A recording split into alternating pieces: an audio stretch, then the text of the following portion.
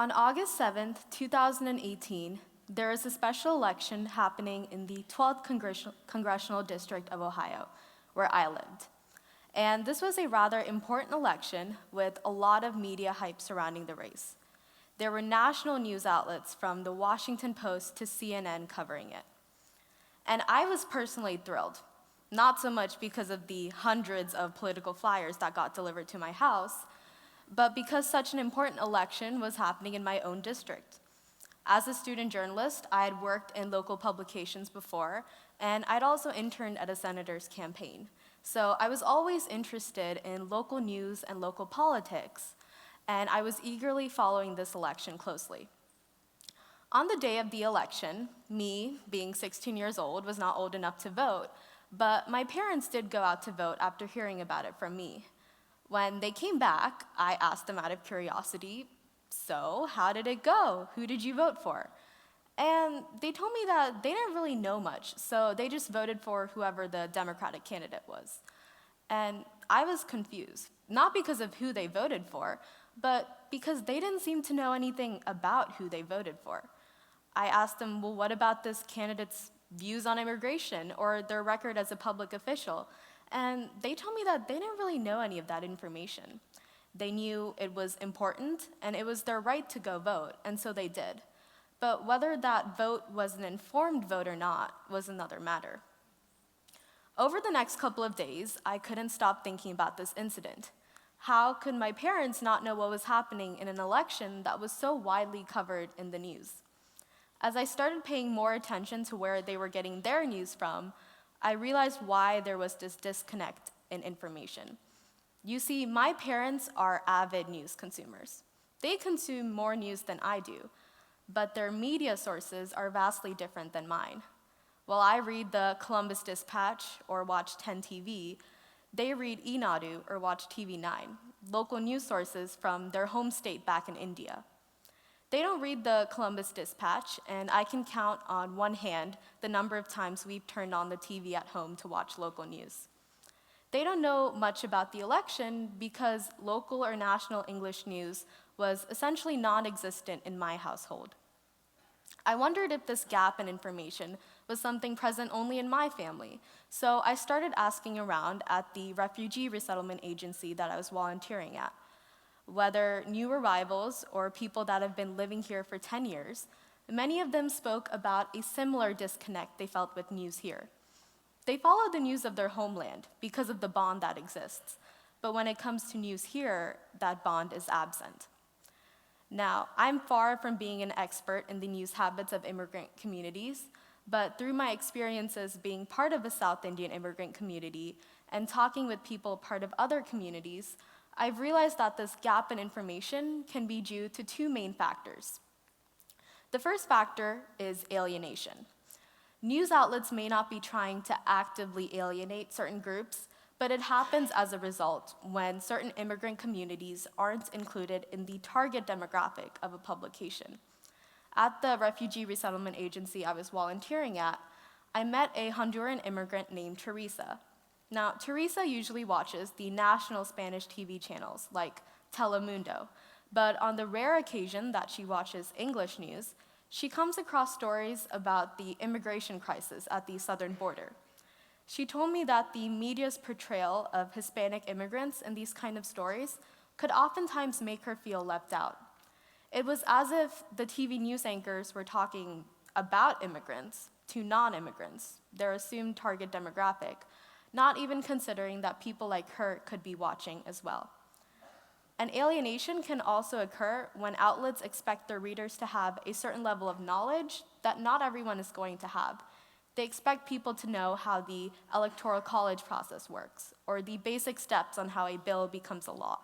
But not all immigrants have the background information necessary to understand these stories, or how these stories impact them. As the target demographic for news in America has always historically been college-educated white professionals, other groups are inevitably excluded. Another factor for this disconnect can also be the significant language barrier that exists. My mother doesn't read or watch English news, not because she doesn't want to, but because she can't.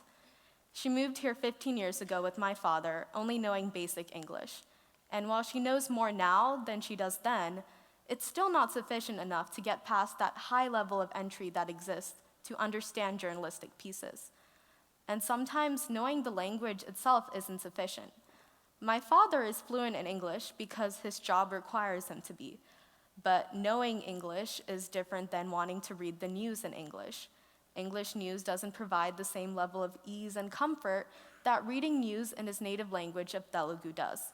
And it ends up being more of a chore than something he enjoys doing.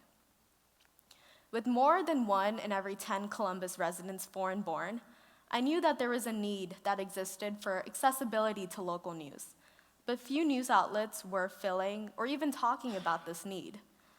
That's when I wanted to start my own news organization.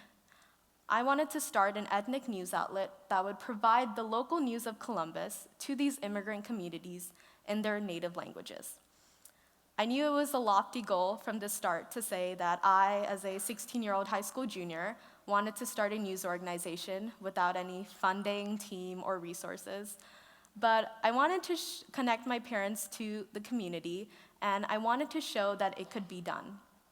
So I spent months talking with researchers and journalists and community leaders, trying to figure out what would be the best model for an ethnic news outlet.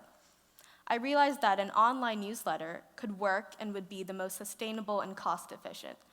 Then I had to find translators and editors, which was the most time-consuming part. I sent countless emails with no reply and numerous calls only to get the answering machine.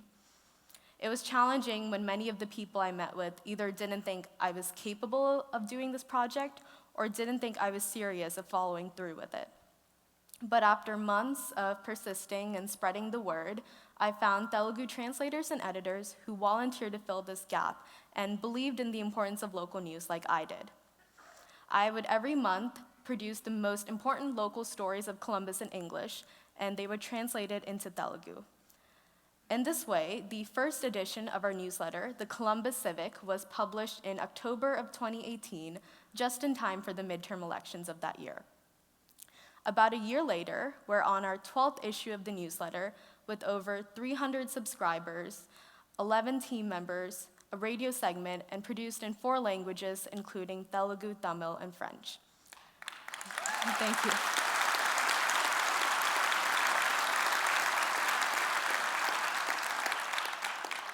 It was incredibly fulfilling to see people like my South Indian neighbors tell me that they look forward to the Columbus Civic every month because they can't get that news anywhere else. But through my experience starting and expanding the Columbus Civic, I've realized that one or a few ethnic news outlets aren't enough to fill this need in the community. There are still our own community members that are absent when there is a local town hall or a local election happening, even on issues that directly impact their day-to-day lives. And this gap in information is an issue that affects all of us. When local news doesn't reach all the crevices of its community, democracy isn't affected. Uninformed communities lead to uninformed or absent votes on bills and candidates that have an impact on all of us. So it's extremely crucial that we give more attention and support to ethnic media outlets that are trying to target these underserved communities and bridge this divide. My hope is to one day have a community where every member has equal access to information.